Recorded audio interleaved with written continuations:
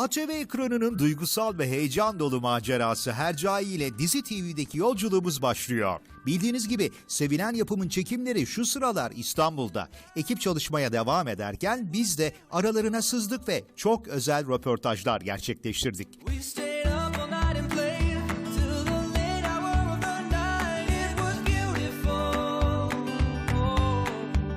İlk mikrofon uzattığımız kişi ise Hercai'nin başarılı yapımcısı Banu Akdeniz. Hemen soralım, sizin gönlünüzde hangisinin yeri daha ayrı? Mardin mi, İstanbul mu? Kesinlikle tartışmasız Mardin tabii ki. Bir defa çok bu kadar uzun zaman sonra ilk defa İstanbul'da çekim yapıyor olmak bizi şöyle bir şaşırttı. Mardin'de çok sakin bir ortamda çekim yapıyoruz, trafik yok. En önemlisi burada sete yetişebilmek için arkadaşlarımız çok yoğun çabalar sarf ediyor. O yüzden hepimiz büyük şaşkınlık içerisindeyiz. Kendimizi sudan çıkmış balık gibi hissediyoruz şu anda İstanbul'da. O yüzden tabii ki Mardin.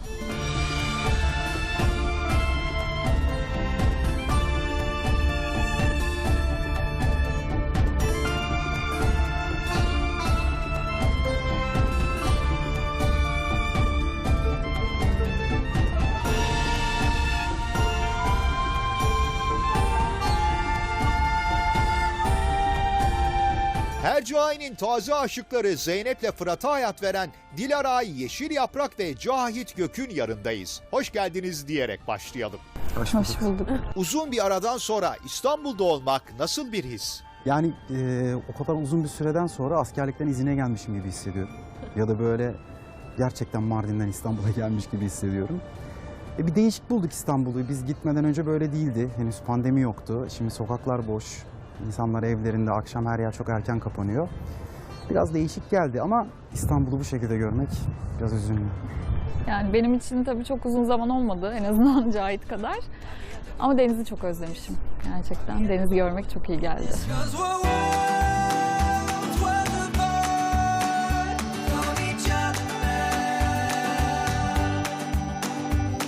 Zeynep ve Fırat, Reyhan'la Mira'nın zor günlerinde yanlarındalar. Yeni evli çift için farklı bir balayı süreci olduğunu söyleyebiliriz. Hüzünlü bir balayı oldu ama... Evet, aslında tam değil. Ama insanın dostlarının yanında olması, böyle bir zamanda yanında olması bence en büyük tatilden daha huzur verici bir şey. Kesinlikle. Zaten böyle bir durumda başka bir şey düşünemezdik. Hani sen bana bu benim ilk doğum günü kutlamam demiştin ya. Öyleydi gerçekten. Bu da benim ilk sevgililer günü kutlamam. Tamam da kutlamadın ki. Annenle bana demediğinde bırakmadın. Kutluyoruz ya. Nasıl? Tamam yaptın, iyileştirdin. Yarınmış ertesi. İstanbul çekim günü oldukça soğuk. Bir tarafta manzarada çekim yapma isteği, diğer tarafta rüzgarın sesi. Derken röportajımız sürüyor. Bu havalar Midyat'ın sert ikliminden sonra ekibi çok zorlamamış olsa gerek. Ekibin en yeni üyelerinden Dilara Yeşil Yaprak bile artık soğuk havaya alışmış görünüyor. Yani aslında o zamana göre çok daha alışmış durumdayım. Orada zaten evde kalıyorum. Eve de çok alıştım. İşte çevreye de alıştım. Şimdi daha rahat gezebiliyoruz. Gezemediğim yerlere gidiyorum, ediyorum. Öyle aslında çok şey yapmıyorum ya. Alıştım yani, zorlanmıyorum. Eminiz en başında sevgili rol arkadaşın Midyat'ın soğuk havası hakkında seni bilgilendirmiştir. Alıştıra alıştıra. alıştıra söyledim. Şimdi de Hercai'nin zehrası çok sevdiğimiz Feride Çetin'in yanındayız. Uzun zamandır İstanbul'dan uzaktasınız. Buraya gelince neler hissettiniz merak ediyoruz. Ailemin de yanımda olmasından dolayı orada Midyat'ta ben İstanbul'u özlemiyorum. Hani belki ailem, sevdiklerim yanımda olmasaydı zorluk çekebilirdim. Ama şimdi sanki memleketimi geride bırakmışım da gurbete gelmişim gibi hissediyorum. Çok garip, burası doğduğum, büyüdüğüm, bütün çocukluğumun geçtiği yer yani. Hani sabah Florya'daydım, doğduğum yer. Oraları sanki ben hiç yaşamamışım gibi.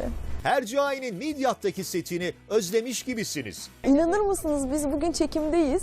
Ya 4 kere falan telefonda konuştuk Midyat'ta kalan arkadaşlarımızla. Onları özlüyoruz böyle sürekli. Sen ne yapıyorsun? Ben bunu yapıyorum, şunu yapıyorum.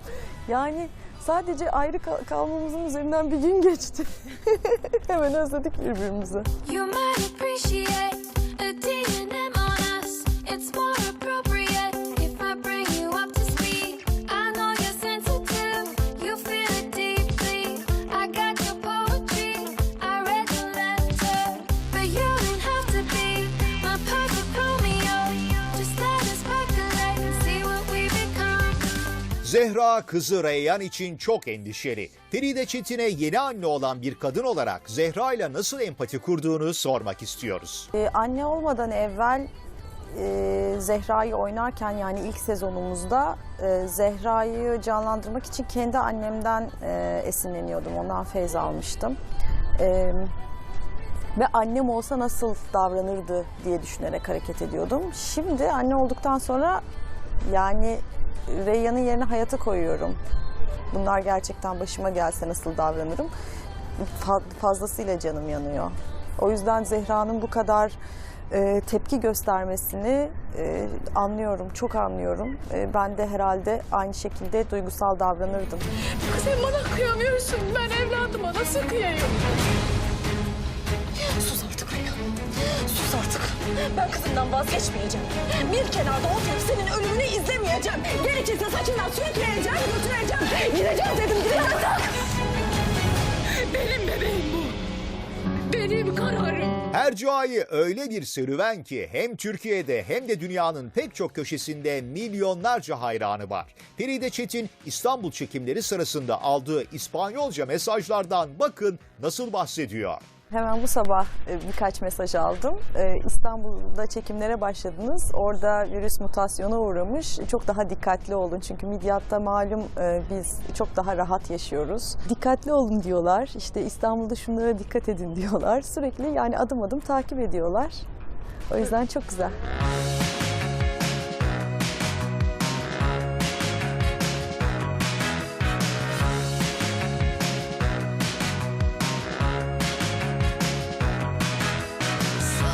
Hercai ekibine yoğun çekim tempolarında bize vakit ayırdıkları için çok teşekkür ediyor ve buradan yapımın hayranlarına sesleniyoruz. Önümüzdeki günlerde Hercai ekibiyle yaptığımız özel röportajlarımızla ekranda olacağız. Takipte kalın. Daha çok güzel anlatacağımız hikayeler var. Hercai fanlığıma sevgilerimi iletiyorum. Bizi izlemekten vazgeçmesinler. Hercai izleyicilerine öncelikle çok teşekkür ediyoruz. Onlar bu projeyi güzelleştirdiler, anlam kattılar, değer kattılar ve bizi bu kadar popüler hale getirdiler, bu işi bu kadar popüler hale getirdiler. Onlarla birlikte inandık, onlarla birlikte bu yolu yürüdük. Aynı tatta, aynı dokuda devam etmek istiyoruz gittiği yere kadar. Birbirimizin ailesi haline geldiğimizi anlıyorlar. Senaryo keza öyle. Bunu kendilerine de dair hissediyorlar bu hikayeyi. O yüzden daha da ben uzun yıllar izleneceğini düşünüyorum. Biraz iddialı oldu ama öyle. We stayed